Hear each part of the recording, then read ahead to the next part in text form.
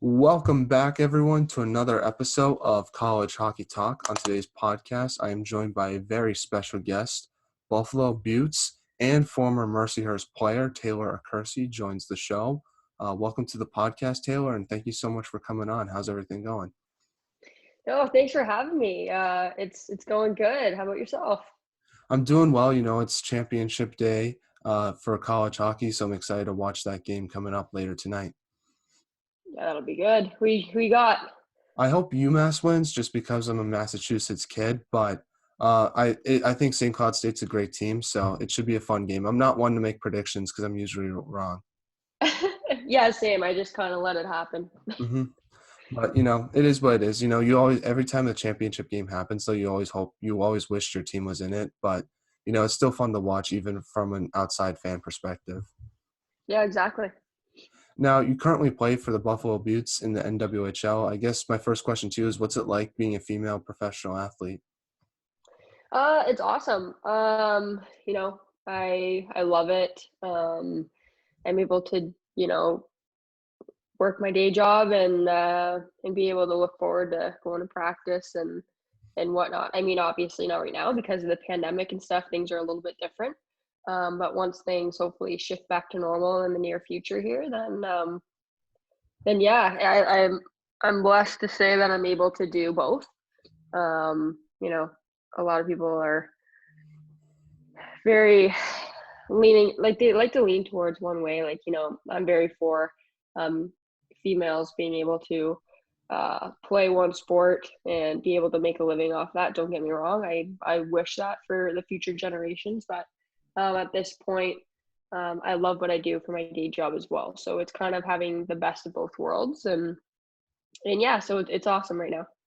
Now, how do you balance being a professional athlete and having a full-time job as well? Uh, Again, I'm not gonna lie, it's extremely difficult, especially because I work shifts.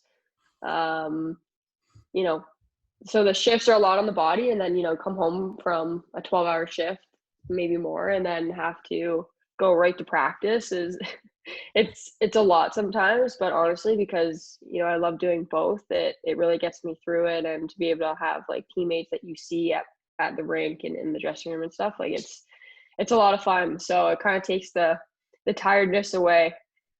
Yeah, and you unfortunately could not participate in the NWHL's bubble in Lake Placid.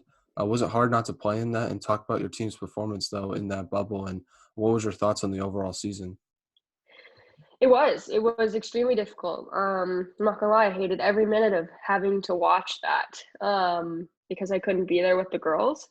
But I guess I kind of shifted roles, you could say. Instead of being able to be in the dressing room physically and doing stuff, I was definitely open to talking to the girls about, what other teams typically did, their strategies, and what to look out for, who to look out for. So that way, I guess if you want to put a positive spin on it, I turned into like a scout or whatever. So yeah, that from that point of view, it was really good. Again, it's not the same when you're not there with your teammates and being able to lead them when you're physically there. But again, they did great, and I'm super proud of them. And obviously, not the end result that everybody was looking for, but this is why we have season 7, and everybody can kind of learn from what happened and move forward from there. Yeah, and was it cool to see your sister play for the Beauts, though? Yeah, it was awesome. We would talk pretty much every night, probably because of me. I was, wanting to talk to her all the time about what's going on, like what are you seeing, what are you not seeing, that kind of stuff. But I was definitely pumped up to be able to see her make her NWHL debut in Lake Placid. And again, I was very, very torn up that I couldn't be there alongside her to help her do that. But season 7. Mm-hmm. Definitely. Now, I want to start off talking about the beginning of your hockey career. So you're from Ontario. What was it like growing up there, and how did you start playing hockey? Again, Ontario, it's great. It's all I know, really. Um, I started, one day my dad was big into hockey, and my mom was a ringette player, so both of them skated a fair amount. So they got me out on the skates when I was really, really young. I want to say like 2 or 3 years old. Started like putting the skates on, and then around 4 or 5, that's when I really started to play like move the puck around on the pond and that sort of thing. And then eventually one thing led to the other, and I got into hockey and haven't looked back since. Yeah, and who was your favorite player growing up? Oh man, I I growing up and still Alexander Ovechkin. He's unreal, that guy. Like I don't get how he can just snipe the way he does, but he's just great to watch and he's very entertaining. So Yeah, I know, and I guess, like, do you try to imitate any of his sallies that he pulls off? Because that's my favorite part about Ovechkin's game is just how excited he is after every goal he scores. yeah, absolutely. I mean, like I'm not gonna lie to you. When I score, I don't even know. I like black out, and whatever happens next because it's like the excitement that takes over. But I do like that about his game. Every goal he gets, whether it's really really bad or like a garbage goal or he snipes, it's kind of the same energy because you never know when your last goal is going to be, right? So that's awesome. Yeah, definitely. And do you think he's gonna break Wayne Gretzky's goal record? Again, like you said earlier, you're not very good at predictions, so I'm like that too. But I would like to see him do that. I think that'd be awesome for him. That'll be one of the coolest things like ever in hockey if that happens, just because everyone like throughout Gretzky's career was saying that record's never gonna be broken. And even if it comes close, that'll be such a cool thing to, I guess, witness as a sports fan. Yeah, if anything, if he could just like bring it really close, and again, that'd still be incredible. That'd be Mhm. absolutely incredible.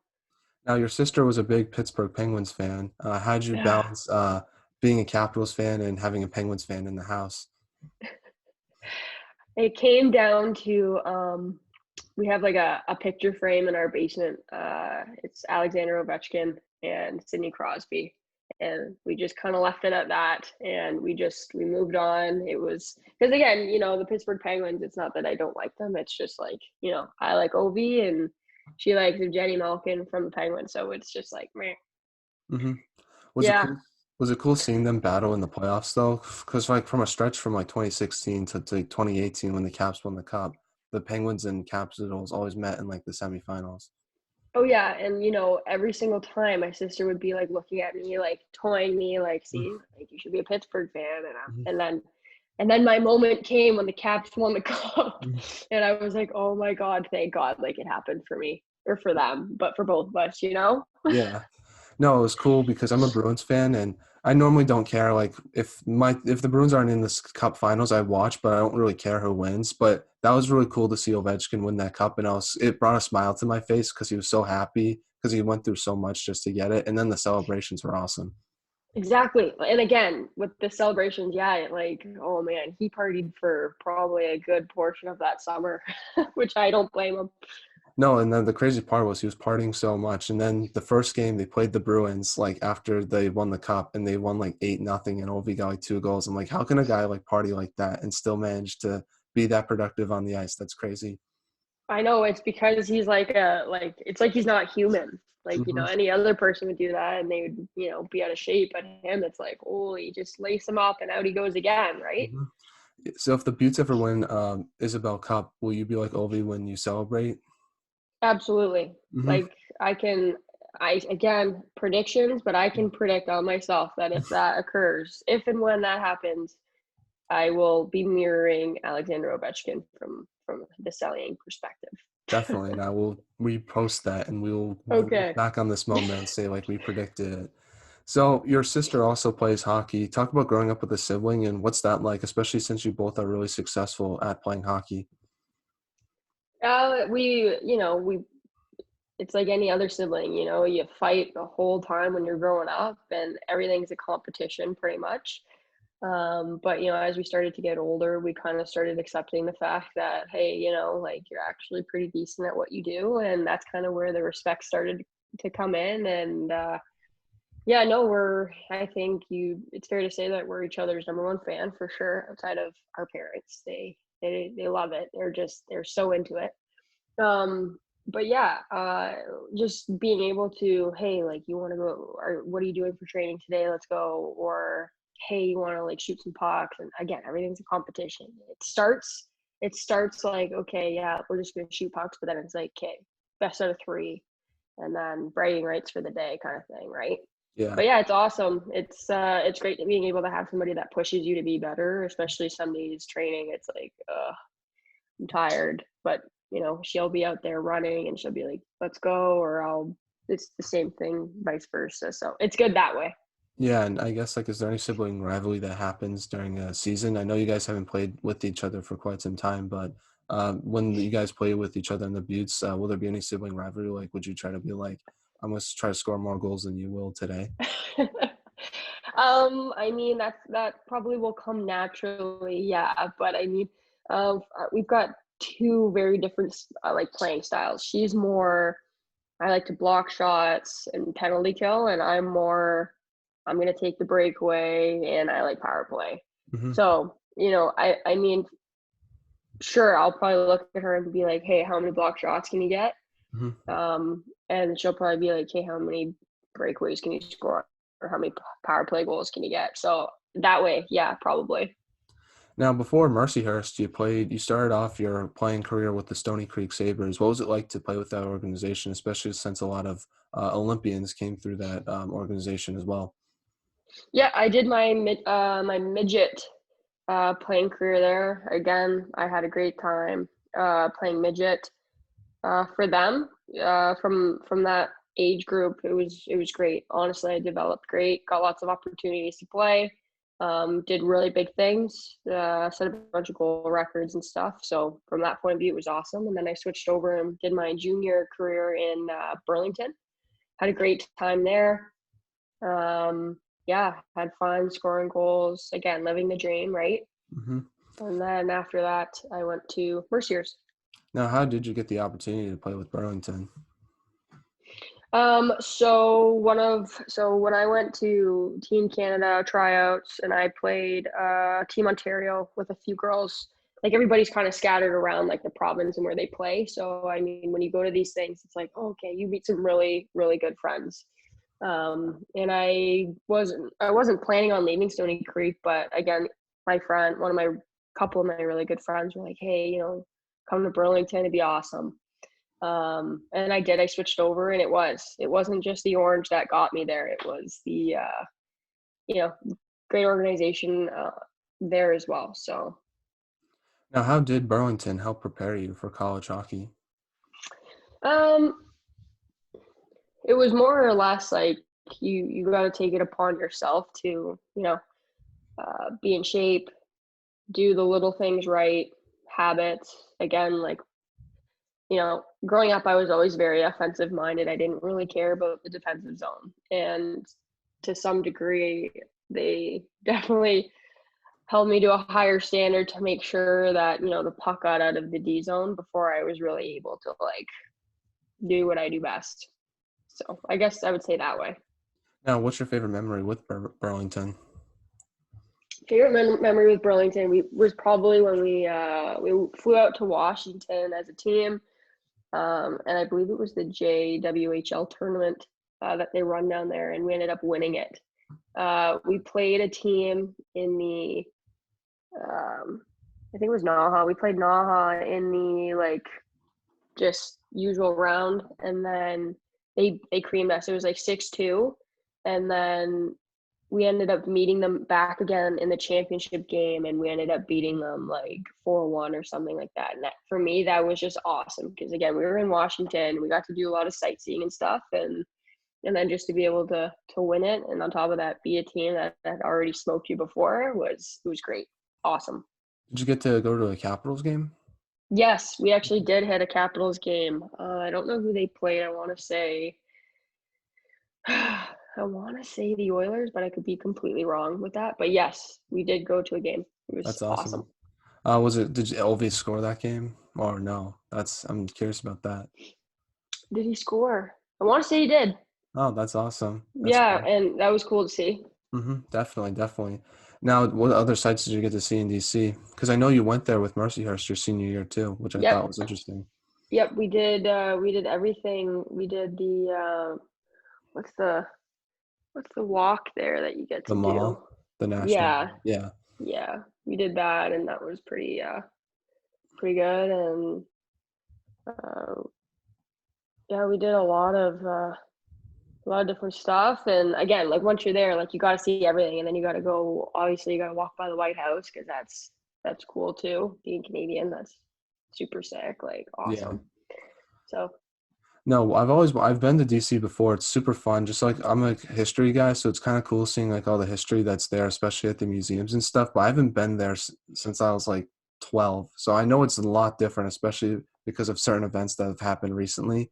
But because it looks like kind of like a fortress with like all the like barricades and like fences and stuff. But I'd love to go back. I think it would be fun. yeah, definitely highly recommend, especially if you're into like history. There's a lot of monuments there and stuff that really throw you back, and you're like, oh my god, this is cool. Definitely. Now talk about your recruitment process and what made you want to play for Mercyhurst. My recruitment process. Okay, so when I played in midget, I would have been in grade 10 of high school, and I was scouted by Mercyhurst. And their assistant coach reached out to my at the time head coach and was like, "Hey, we're interested." Because they're not allowed back then, like they weren't allowed to directly contact us. They were allowed to indirectly contact us, I guess. And I had a couple other schools that were really interested in me. So I narrowed it down to two, and then I went to visit Mercyhurst. I also went to visit St. Lawrence. Those were my top two that I wanted to go see. And so I went and looked at both, and I ended up going with Mercyhurst just solely based on the fact that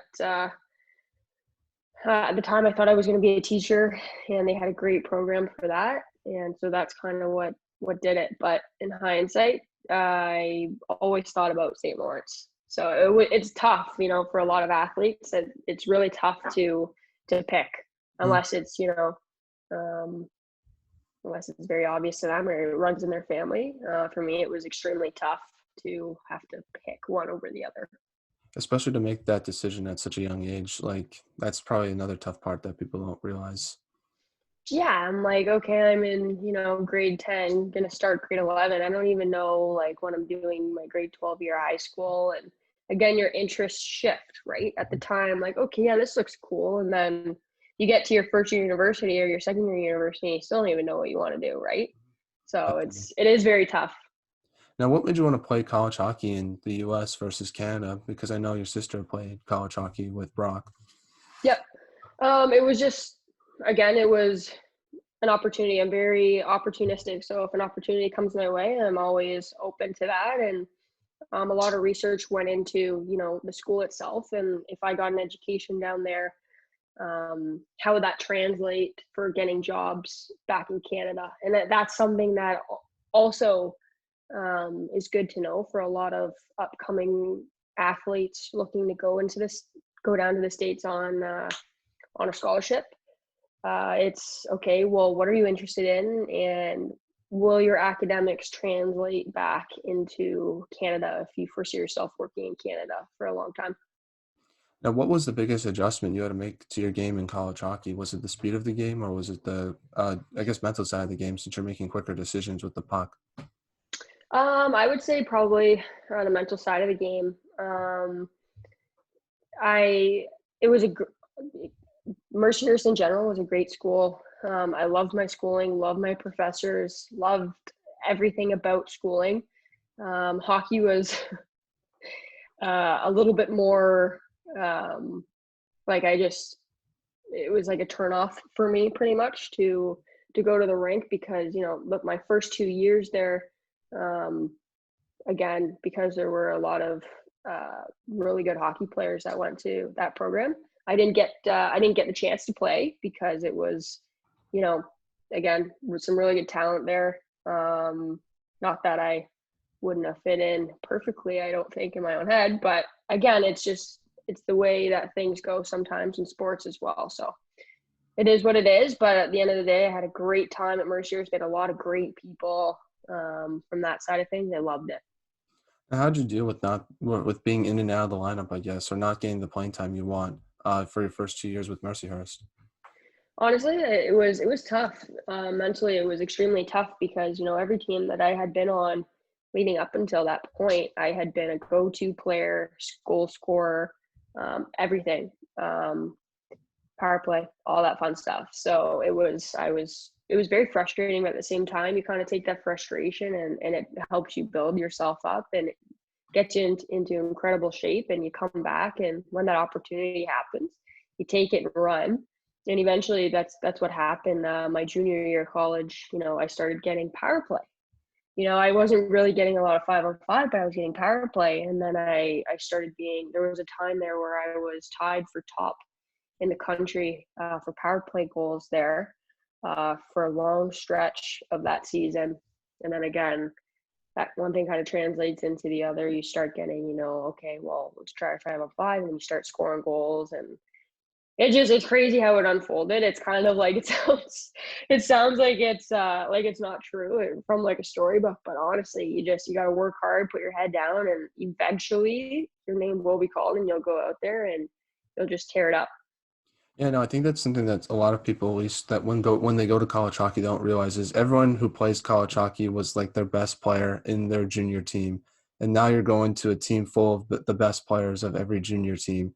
And so for some guys, it's hard because they kind of have to adjust to being a bottom six forward in a different role that they're not used to, and it's tough. So I definitely understand your perspective on that because I'm used to being a bottom six forward. I'm not the best hockey player, but if you're a superstar athlete and then going into a position like that, it's definitely an adjustment that I think some people don't expect. Yeah, no, absolutely. And it's not something that, when they're recruiting you, they're like, "Hey, this is our plan." Because if they would have been upfront with me, and they said, "Hey, the first couple seasons, you're going to be kind of in and out, just kind of there." Essentially, I consider myself to be a practice player almost, which I know that sounds really sad to say, but it's true, and whatever. Then I think that would have definitely changed the way that I would have chosen my school, because I wanted to go somewhere that I was going to be utilized for 4 years, because again, my last 2 years I killed it as far as goals and points are concerned. Um, but yeah, again, I think it would have just changed the way I looked at certain Mhm. programs and would have went from there.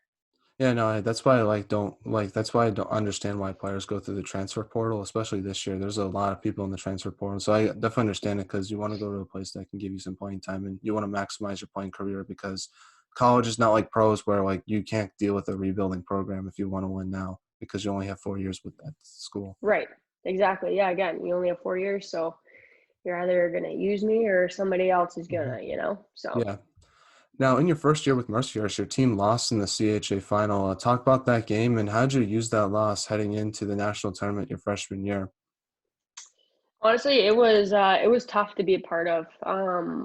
Again, I was on the bench for that, and I just watched it unfold. It was pretty much it was a nothing goal. It just found its way through our point forward, and it went in. Our goalie didn't see it, and the energy dropped, and it was awful because again, we were the front runners to win that. And we should have. The way that the game went, we had so many shots on goal that just, again, their goalie played great. It just, for us, it wouldn't find its way in the net, and for them, it did. And sometimes that's just the hockey gods, right? They're laughing. So, but again, we definitely had to regroup, and we went through a lot of hard practices afterwards in order to prepare for that national tournament. Um, we went to Cornell for the top eight. Played them. We ended up coming out with a win, so it was kind of like, okay, like the hard work's paying off. Like, keep going.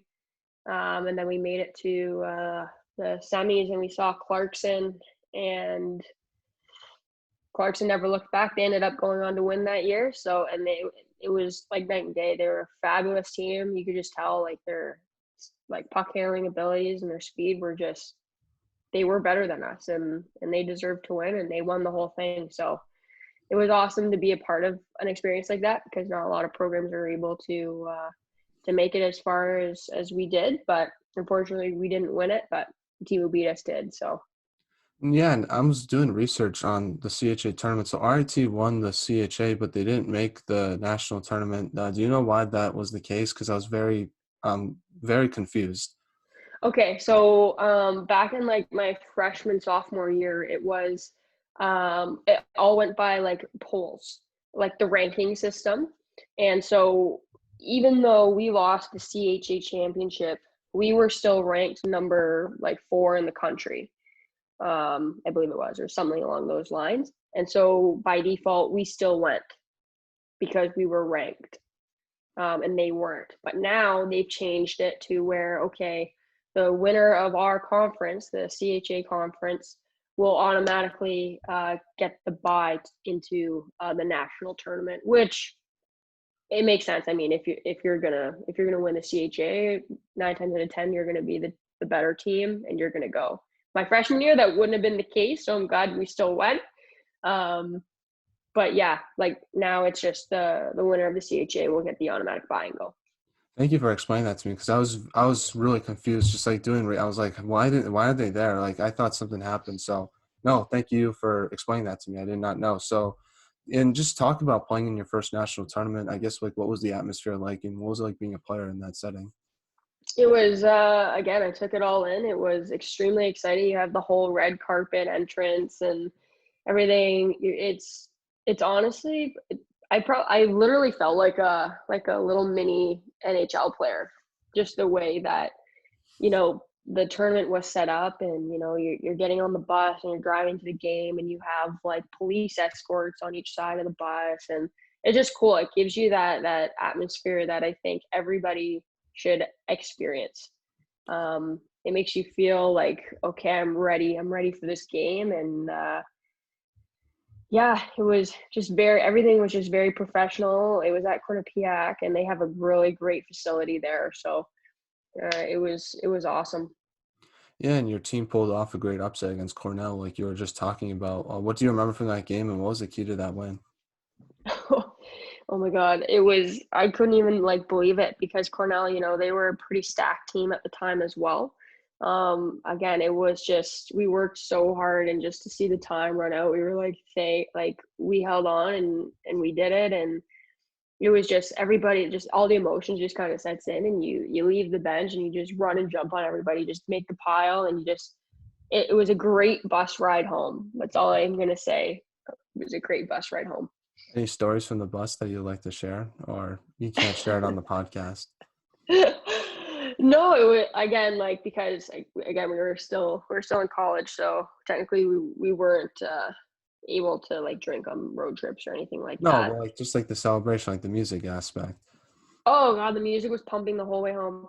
Nice. The whole way back to Erie, the music was pumping, and then again, obviously, you're so tired, so Hmm. music goes off, and everybody just goes to sleep, and you wake up, and you're in Erie, and you're still like, holy, we won that game, so it Hmm. was awesome.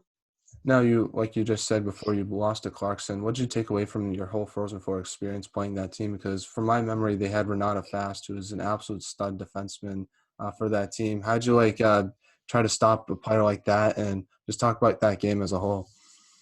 Okay, so I actually, when I switched to Burlington, I played with Renata in juniors. Great human. She became like a good friend of mine. And to see her in college, and the amount of improvement that she was at, and the level of hockey she was playing, was incredible. And it was amazing because I would say between her and oh man, I'm drawing a blank here. Um, they had a really good forward on that team too. Between her and that one girl, they just there was no comparison. She's that good, and again, just very smart with the puck, quick decisions, and she ended up catching us on a couple line changes.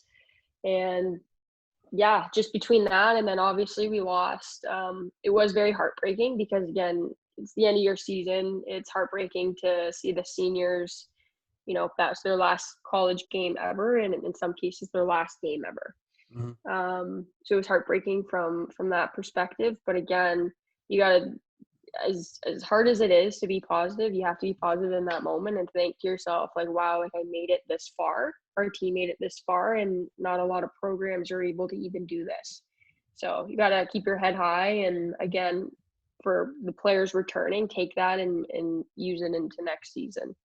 Yeah, and was it cool seeing Renata win the silver medal? I know, like, it's only the silver medal, but was it cool, I guess, to see her accomplish that?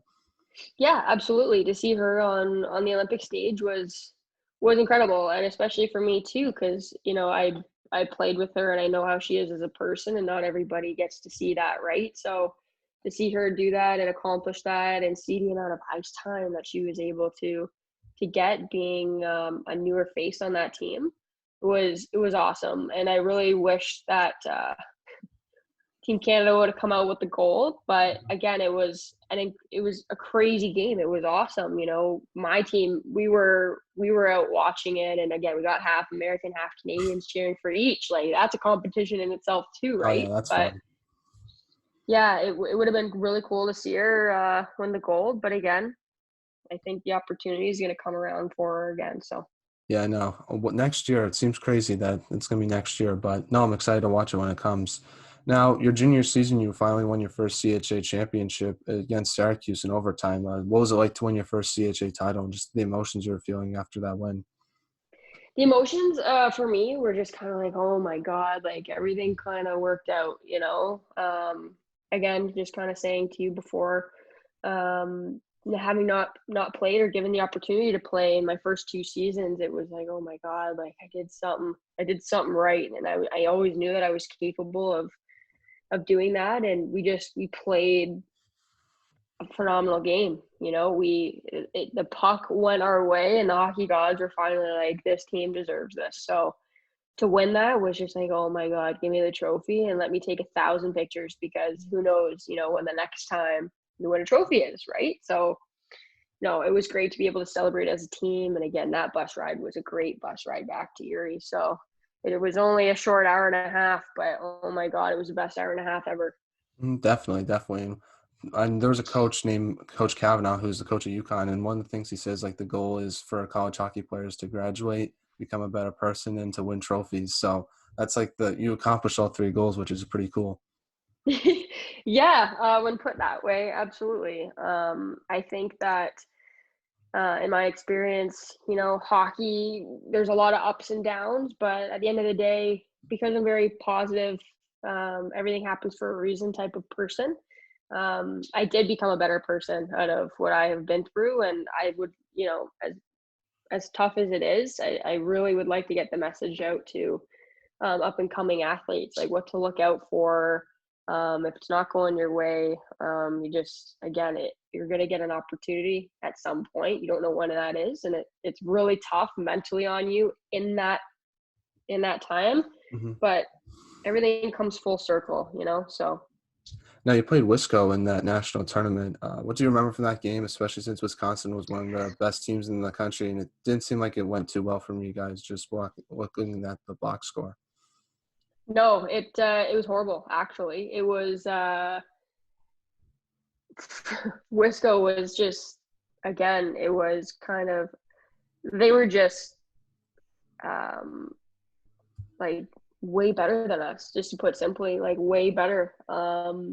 You could definitely just, we had tough even getting it out of our end. Honestly, it's like we don't even need a Zamboni in between periods. Let's just switch ends, because it Hmm. won't make a difference for us anyway. I think a couple of our shots on net were actually, like, we tried to ice it, like we just tried to get it out, and it ended up going on net. But yeah, they have a fabulous fan base there. It was great to be able to kind of take in, people that show up and really support their program, whether it's, current students there or past alumni.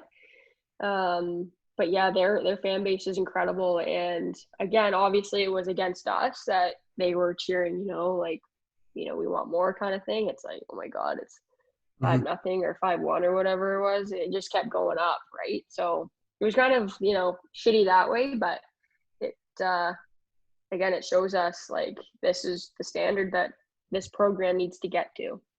Yeah, no, but I love it though. Like I love when the whole crowd's against you, especially like I don't know, like I've never been in that atmosphere as a player, but as a fan, like when you go to a road arena and the entire arena is against you, it's so fun when you get to score that goal and silence them and kind of shut up those fans and prove them wrong. So that's I always love going to road arenas and winning because I think that's a better feeling sometimes because it's you have to face a little more adversity.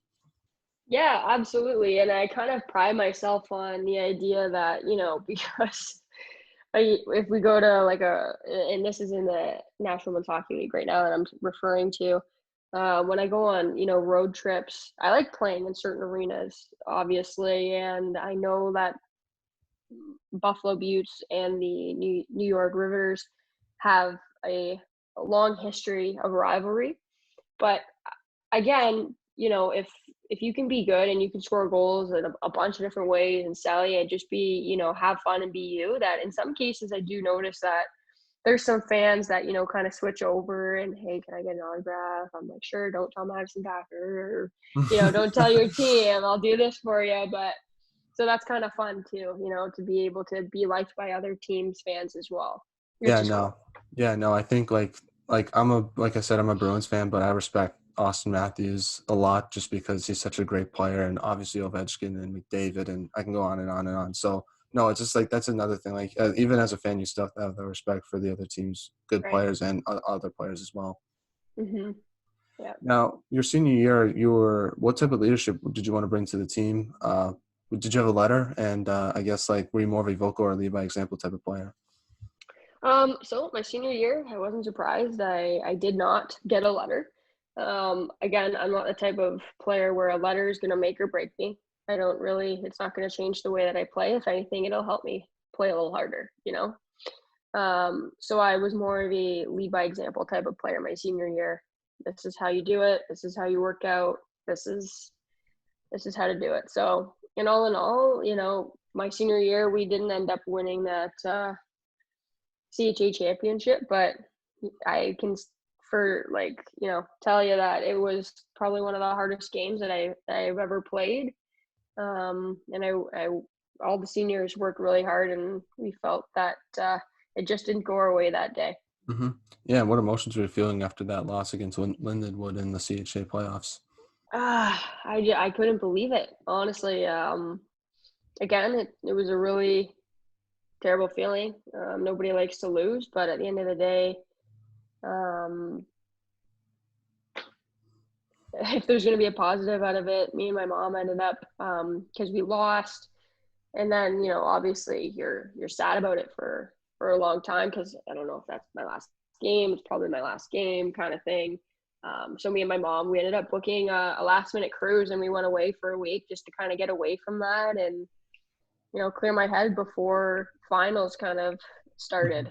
So it's kind of like, okay, you don't really have a lot of time to like digest this, and I think by us losing and me and my mom going away on a little vacation helped kind of put things into perspective.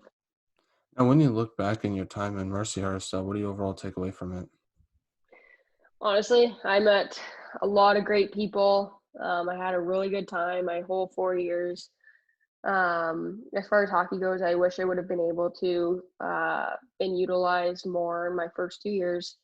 But yeah, you can't dwell on the negatives. You got to look at the positives, and ultimately, yeah, I graduated. I graduated a better person, and Mhm. I won some trophies. So it doesn't get any better than that. No, I love that saying. That's why I always like bringing it up because it's so true in my opinion. Now, have you been back to Mercyhurst? And I guess like, what's your thoughts on the team now? Because they're pretty good. They seem like they're one of the more consistent teams in college hockey. Yep. And Mercer's the program has always been strong for that. Every year you can expect Mercer's to be there in the mix. Um, uh, a couple of us from my senior class went back for alumni weekend, and we saw a bunch of our friends who all planned to go back at the same time, do one last, party and cheering the football team on and whatever. And then, yeah, that's been it for me personally, just because of life kind of sets in, and being able to make the shift to the National Men's Hockey League. It's been Hmm. awesome. It's been a lot of fun.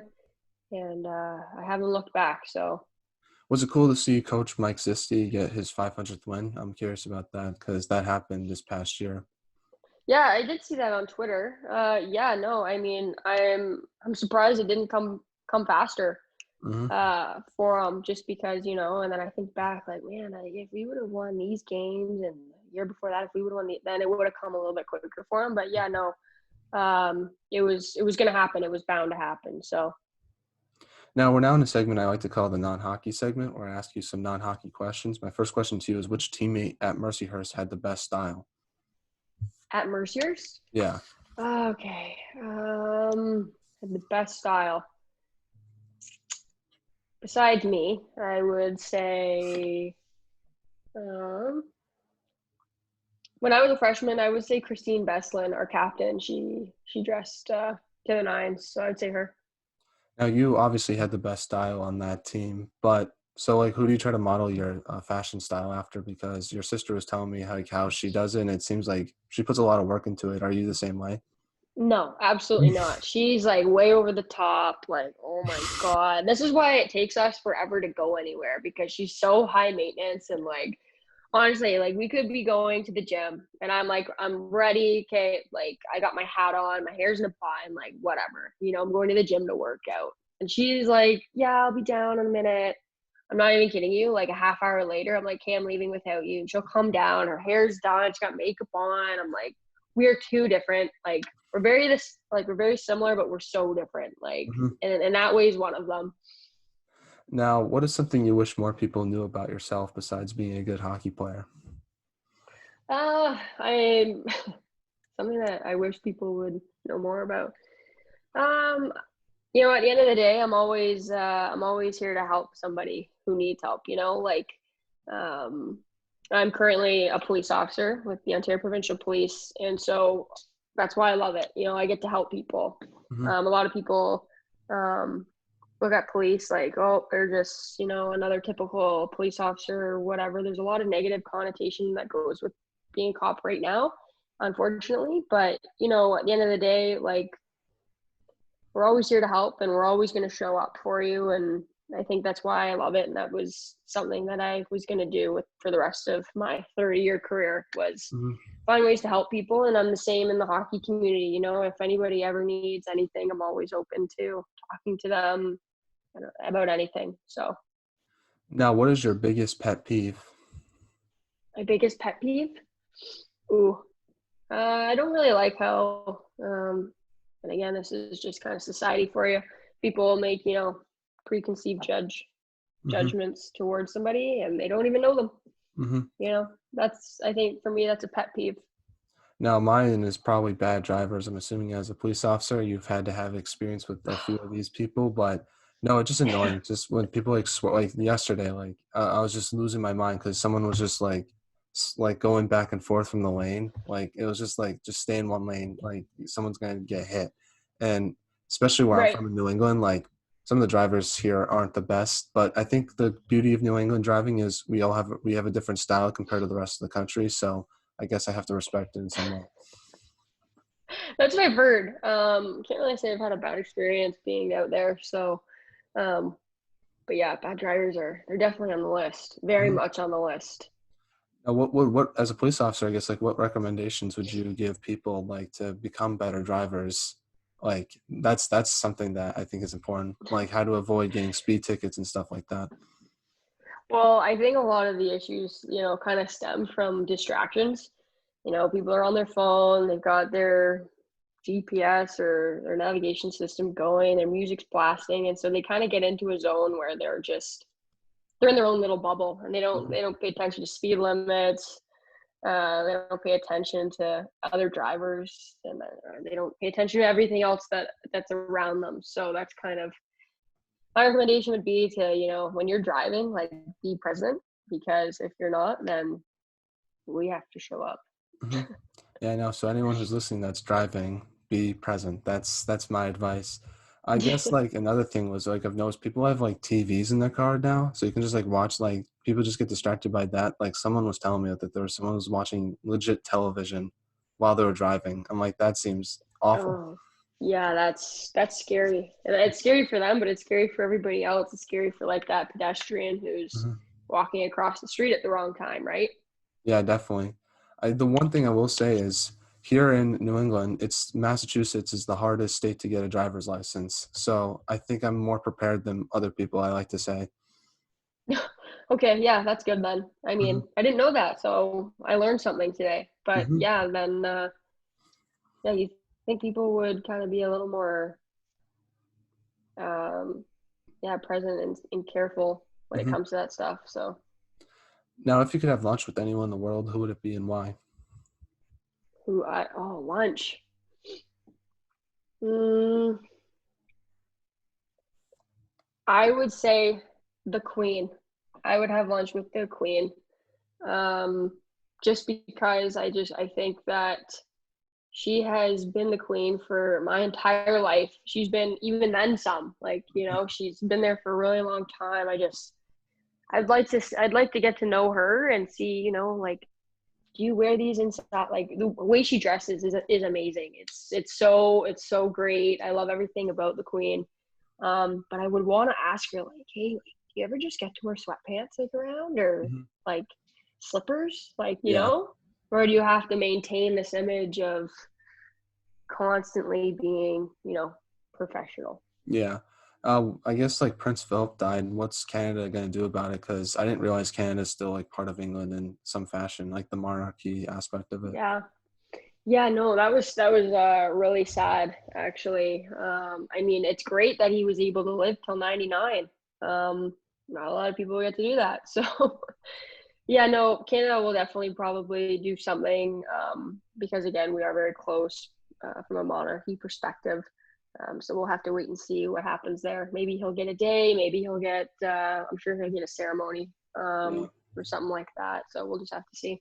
I don't get the royal family. Can you explain it? Because, like, I guess as an American, it makes kind of no sense to me. Like, I'm curious about that. The royal family. I mean, it's just like I can't even say that I know everything like by the book for them. It's just they're for us. Um, the queen she is the figure for us. She runs the ship Hmm. pretty much, right? And everybody else is just kind of there for moral support. I'm gonna make this easy, and yeah, I mean, if there's anything that we need higher assistance with, like that's where she rolls in. And but again, Canada does their own stuff with a Yeah. good portion of things. So Who's like the president or like leader of Canada, like prime minister?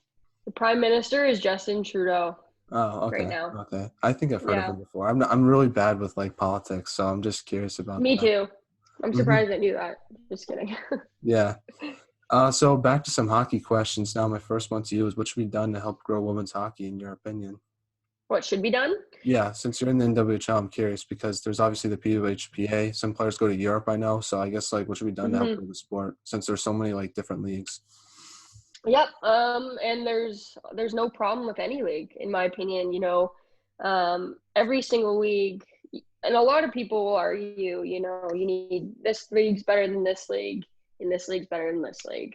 When in reality, every single league is giving females the ability to play hockey. Um, they're giving female hockey players the opportunity at a stage in their careers to continue to play. And I chose the NWHL. Well, my sister chose it for me. She ended up, getting a tryout for me, signing me, and I went and I ended up getting signed. So, long story short, the NWHL worked for me because I was able to work and play. And I'm not one of those people or players that's gonna sit here and rip on any of the other leagues. A lot of girls like to go to Europe because they want to take time and they want to go and they want to see Europe. They want to travel, and for them, that's the better option, and that's great because they can still play hockey. Some players want to play in the PWHPA because they would rather play in tournaments in different places, and that's totally up to their discretion. And every player has the opportunity to pick. And again, for me, the NWHL has treated me great. I've been able to play in some great arenas in front of some great fans, and I've been able to play hockey. So it's been awesome. But I think women's hockey ultimately needs more viewership. And what the NWHL was able to do in Lake Placid was awesome. They were able to score a deal with NBC Sports, and they were able to be broadcasted on national TV. And I think that that's a step in a direction that allows women's hockey to overcome a lot of these challenges. So that's my opinion. Yeah, no, I'm just curious because I know a lot of people like the argument for just the one league is that the NHL can support it. I guess what's your thoughts on that aspect of the argument? Again, I think that if the the NHL were to support it, that'd be great. Imagine being able to play in the Leafs practice rink Mm-hmm. or New Jersey Devils practice rink, or just you know what I mean. Be able to associate a female hockey team or a national women's hockey team with the NHL. It would be awesome. It's like the NBA and WNBA, right? Mm-hmm. And they do great. I follow them as well. I think that from a viewership perspective, that is unbelievable, and hopefully we can get there one day. Now, what advice would you give a younger player trying to pursue a career in Division I college hockey? I know you kind of alluded to some of the stuff earlier, but is there anything you might have not said? No, again, do your research, do your homework, and do what's best for you. You're going to feel pressure from a lot of the coaches that are recruiting you, and they're going to tell you what you want to hear. But you need to do your research and really, go with your gut, and whatever that tells you is probably right. Mm-hmm. Any shout outs you'd like to give to any of your family members, teammates, friends? We didn't really, we kind of really talked about Renata fast, but I'm trying to think of anyone who you might have missed. I also played with Sarah Nurse Oh, yeah, she's awesome. uh, growing up. But yeah, shout out to, I guess, my mom and dad for always supporting me, and my sister Hunter for always pushing me. Awesome. Well, thank you so much for coming on, Taylor. I really appreciate it. Thank you so much for your time. You're a great hockey player. You're a great person, and you're one of my favorite hockey players to watch. So I just want to let you know that. Oh, thank you so much. Well, thanks for having me, Matt. It's awesome. And like I said, if moving forward during season 7, if you want to reach out and we can do this again, absolutely. I'm always down. Awesome. Well, I appreciate the reach out. It means a lot. No problem.